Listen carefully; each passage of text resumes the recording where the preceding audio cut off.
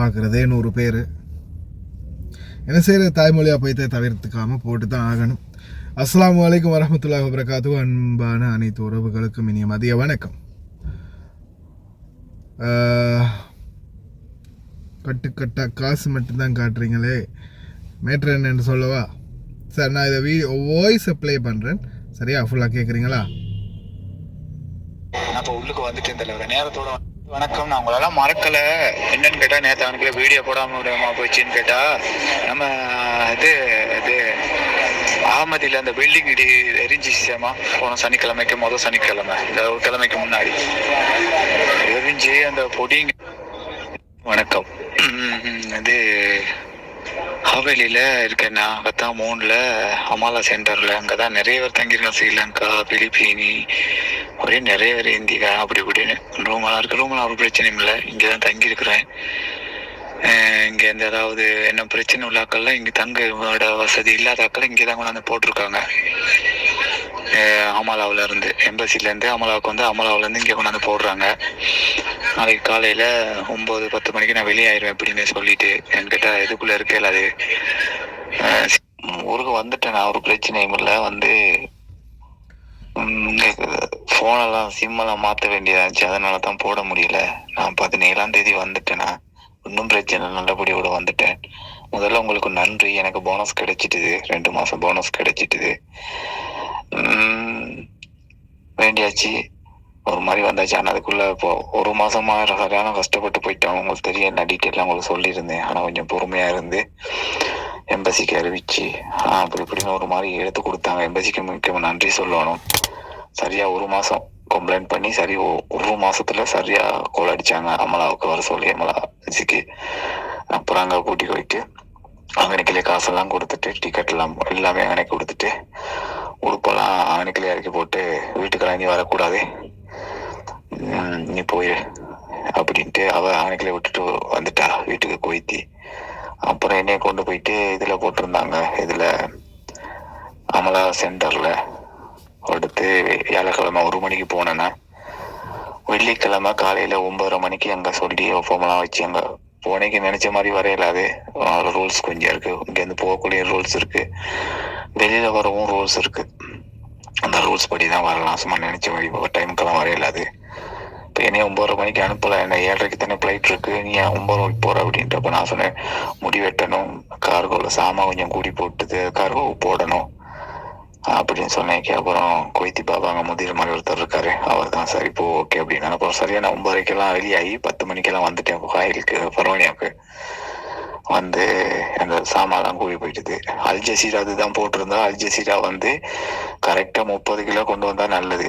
30 கிலோவும் கையில் ஒரு 6 கிலோ இருக்கணும். 7 கிலோ கூட 6 கிலோ இருக்கணும். ஒரு 28-29 கிலோ எடுத்துக்கிறணும் பேக்கேஜுக்கு, பெல்ட்டுக்கு. கூட இருந்தால் சிக்கல். அதுவும் 2 பெட்டிக்கு போடணும் கட்டாயமா. 15 கிலோவை போட்டுக்கிறணும். 28-29 கிலோ தான் சரி. சரியாக 30 கிலோ போடக்கூடாது, அது சிக்கலாயிரும். அதை மறந்துடாதீங்க. அல்ஜசீராவில் வாராக்கள் சில நேரம் உள்ளுக்கு அலோட் பண்ணுறான், சில நேரம் பிடிச்சி விட்டுருவான். எனக்கு ஒரு 5 கிலோ கூடிட்டுது. அப்புறம் சரி அப்படி இப்படின்னு பங்காளியை பிடிச்சி எனக்கு ஒரு 5 டினாரை கொடுத்து ஒரு மாதிரி சேவ் பண்ணிட்டேன். அதே மாதிரி எனக்கு ஒன்றுக்கு வந்தாக்கெல்லாம் ஒரு 35-36 கிலோ இருந்துச்சு. அதில் ஒரு 2 லேடியை விட்டுட்டான்.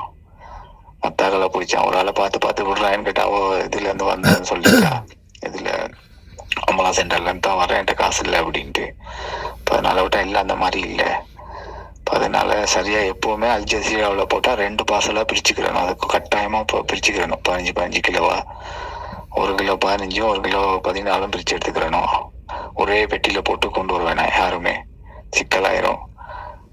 லக்கேஜுக்கு கைக்கு கொண்டு வரதுல சரியா ஒரு 6 கிலோ இருந்தால் ஓகே, ஒரு பிரச்சனையும் இல்லை. 7 கிலோ கொண்டு வரலாம், 8 கிலோ கொண்டு வரலாம். அந்த லக்கேஜுக்கு அந்த தோல் பேக்கில் ஒரு 5-6 கிலோ வச்சுக்கிட்டு, இன்னொரு சின்ன பேக், அந்த பாஸ்போர்ட்லாம் வச்சுருக்க மாதிரி பேக் இருக்குது, அதில் ஒரு 2 கிலோ செட் பண்ணி வச்சுக்கலாம், ஒரு பிரச்சனையும் இல்லை. அந்த மாதிரி கொண்டு வரலாம். அது திடீர்னு வர ஆட்களுக்கு அந்த மாதிரி சிக்கல் வந்துடும். அதனால கொஞ்சம் பார்த்து முன்னெச்சரிக்கை செஞ்சுக்கிட்டா எனக்கு காசு கட்ட வேண்டிய தேவை வராது. சட்டுக்கு உருன்னு வந்துடலாம். அந்த வீடியோ போட முடியாத காரணம் என்னன்னு கேட்டால், இந்த இதில் அமலா சென்டரில் நிற்கும் போது அந்த அகமதியில் பில்டிங் எல்லாம் எரிஞ்சு அவங்களோட உடுப்பு ரூமெல்லாம் இல்லாமல் ரொம்ப கஷ்டப்பட்ட குடிங்க வேலை இல்லாமல் அங்கே இருந்தாங்க. இனி அவங்களுக்கு முன்னுக்கு நான் காசெல்லாம் அள்ளி வச்சு படம் பிடிச்சி வீடியோ போடுறது சரியில்லையே, அழகில்லையே. அப்புறம் அவங்க கஷ்டத்தில் இருக்கிறாங்க, நம்மளை போட்டா நமக்கு அன்னைக்குல ஒரு மனஸ்தாபமாயிரும்ல. அதனால தான் நான் விடிய காலில் நான் எலும்புனே சரியா நான் 4:30 மணிக்கு அவங்கெல்லாம் நிற்கிறேன். இந்த வீடியோ போடணுங்கிறதுக்காக காரணம் என்ன கேட்டால் அறிவிக்கணுமே அப்படின்ட்டு. அதுக்காக தான் அந்த வீடியோ எடுத்து சின்ன ஷார்ட்டாக இருக்கும் அந்த வீடியோ, வேற ஒன்றும் இல்லை. யாருமே போனஸை விட்டு கொடுக்காதீங்க, கொஞ்சம் ட்ரை பண்ணி எடுக்க பாருங்க. முக்கியமாக 2 மாதம் 3 மாதத்துக்கு முன்னுக்கே ட்ரை பண்ண பார்த்துறணும். அது கேட்டு எப்படி ஏதுன்னு பார்த்துக்கிறணும். சில ஆட்கள் என்ன செய்கிறாங்கன்னு கேட்டால் போனஸ் கேட்டே தரேன்ட்டு சரியாக டிக்கெட்டை போட்டு கொண்டு போய் ஏர்போர்ட்டில் விட்டு விட்றான். அப்போ அதனால சரியாக வருதா வரலையான்னு பார்த்துக்கிட்டு இந்த 1 மாதத்துக்கு முன்னாடி சரி, இல்லை 15 நாள் 20 நாளைக்கு முன்னாடி சரி, நம்ம எம்பசிக்கே ஒரு கம்ப்ளைண்ட் பண்ணி ரெடி பண்ணி வச்சிடணும். அப்போ நமக்கு ஒரு பாதுகாப்பு மாதிரி இருக்கும். சரி, ஓகேண்ணா. மிச்சம் நன்றி அண்ணா. ஸ்ரீலங்காவுக்கு வந்தால் நிச்சயமாக சந்திப்போம். ஓகே, மிக்க நன்றி. மிக முக்கியமா யாருமே குவைட்ல இருந்து காசு கொண்டாந்து பேங்க்ல மாத்துவானும் வராதிங்க. ஒரு 10 கேடி 20 கேடி கையில வச்சுக்கிறங்க. ஒரு அவசரத்துக்கு பிளைட்டுக்குள்ள எதுவும் வேண்டானா அதுக்கு வச்சுக்கிறங்க. மற்ற காசெல்லாம் முடிஞ்ச அளவு குவைட் பேங்க்ல இருந்தே போட்டு விட்டு வர்றது, அக்கௌண்ட்ல போட்டு விட்டு வர்றது நல்லது யாருக்குமே. என்னன்னு கேட்டா ஸ்ரீலங்கா இதுல வந்தா சரியான மாதிரி இது. ஏன்னு கேட்டா நான் போடும்போது ஒரு டினார் போடும்போது 1005 ரூபாய்க்கு போட்டேன்னா சரியா 300 கேடி போட்டேன் பர்வானியாவில் பேங்க்ல. அதே மிச்ச காசு ஒரு 80 கேடி போல கொண்டாந்து மாத்தினேன்னா நம்ம ஸ்ரீலங்கா பேங்க்ல, கொமர்ஷியல் பேங்க்ல உள்ளுக்கு ஏர்போர்ட்ல 978 ரூபா ஒரு பேங்க்ல, பிஓசில 920 ரூபா, இது பீப்பிள்ஸ் பேங்க்ல 973 ரூபா. ஒவ்வொரு பேங்க்லயும் ஒவ்வொரு விலை வித்தியாசமா இருக்கு. அதனால கஷ்டப்படுற காசு எப்படியாவது அங்கே குவைட்லயே அந்த பேங்க்ல போட்டுட்டு வர்றதுதான் எல்லாருக்கும் நல்லது. மிக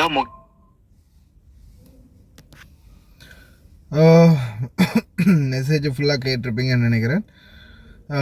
இந்த தகவல் எல்லாருக்கும் பயனுள்ளதாக இருக்கும். மிக முக்கியமான தகவல் அப்படின்றதால மக்களே, நான் கொஞ்சம் இருங்க, ஆயிஷா மிஸ்ட நம்பரை மென்ஷன் பண்ணிக்கிறேன். நிறைய சிலர் கேட்டிருந்தீங்க நம்பர் என்னன்னு. நிறைய பேருக்கு கொடுத்துருக்குறேன். அவங்களுடைய நம்பரையும் நான் மென்ஷன் பண்ணுறேன். அப்போ ஏதாவது சிச்சுவேஷனில் உங்களுக்கு தேவைப்படலாம். 66 குவைத் நம்பர் தான், 66 50 35 44. அதாவது 66503544. இந்த நம்பரை சேவ் பண்ணி வச்சுக்கோங்க. எங்களுடைய எம்பசியோடைய நம்பர். சாதாரணமாக போனஸ் கேட்குறவங்க ஒரு மாதம் இருக்கும்போதே கேட்டு பாருங்க.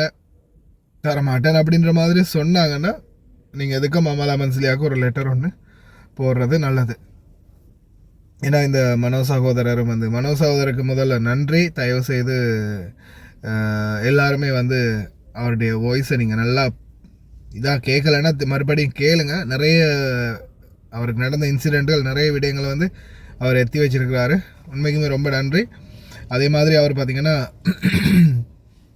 அவருடைய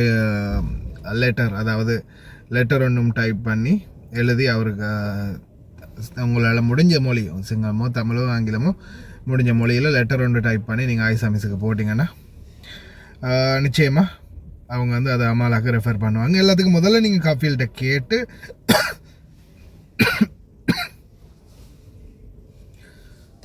கஃபீல் தரலைன்னா மட்டும்தான் தண்ணி வேற இல்லை.